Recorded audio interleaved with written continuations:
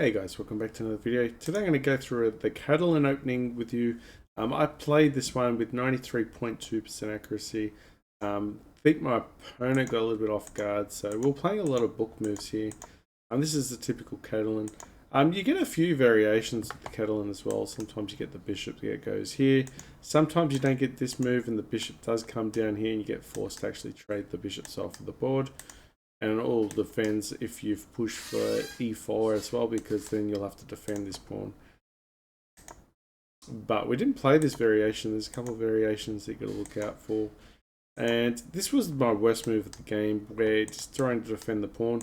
But the problem is here, this is one of my weaknesses, where I'm starting to move the B and G pawn a little bit here. And I'm trying to work out when not to do it. So if you know, in the comments, please say when you think you should be moving the B and G pawns. For me, for instance, it's probably typically when you open up the long diagonal and hit the rook. So if you have a look here, he could probably fianchetto and then get the bishop out and then eye down this rook. So this is some of the things I'm trying to wipe out of my game, are these little moves here. I mean, they're little. This one in this game, it's a little move, but in other games, it becomes a blunder and becomes a real weakness. So even though I got 93.5% accuracy, really not happy with doing those B3 moves. This was a bit of an older game too, but this was an opening I played quite a lot of, just trying to open up, trying to get our pieces active. If you have a look here, this was a typical idea where he either gets the bishop here or he gets the bishop in fianchettos. Typically, you want to try and work out how to defend against both. I think in a weird sense, sometimes you get the rook bishops coming down here too. I think some of the more experienced players will even get their bishops down here and then eye their bishop down here. But probably a little bit harder, especially with the pawn structure like this. So maybe that's not going to work. So he takes here, makes a mistake. We take back, and then as you can see already, you can start seeing he's got a battery happening. But this move doesn't really hurt us because we're already defending everything here, especially with the bishop and the queen.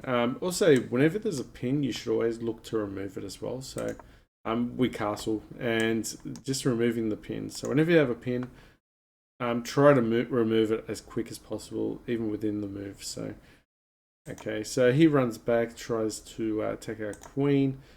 We just move up the board again, trying to create more threats as well.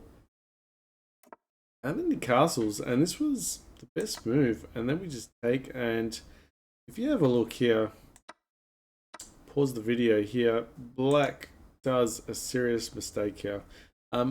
Just why was this a mistake? And yeah, so hopefully you've seen it. Unpause the video. Maybe you guys didn't see it. This is the reason why I did it like this.